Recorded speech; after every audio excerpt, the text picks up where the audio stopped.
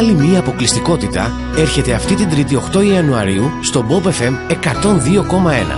Μείνετε συντονισμένοι και ακούστε πρώτοι τον Αντώνη Ρέμο να τραγουδά «Η αγάπη έρχεται στο τέλος». Εμένα για φεύγεις με δυο φιλιά, πάντοτε βιαστικά, λέγοντας δεν θα αργήσω. Δίνουμε ραντεβού μέσα μας και παντού. Σίγουρα πιο μετά θα σου τηλεφωνήσω. Όλο αναβολές, όλο ξεχνάω να ζήσω. Μα τότε έρχεται η στιγμή για περισσότερα, περισσότερα θαύματα αναπάντεχα.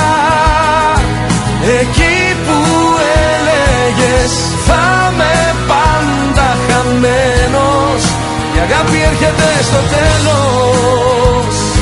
Για περισσότερα, περισσότερα θαύματα ανεξήγητα. Εκεί που μείνετε συντονισμένοι και ακούστε πρώτοι τον Αντώνη Ρέμο να τραγουδά «Η αγάπη έρχεται στο τέλος». Η αγάπη έρχεται στο τέλος.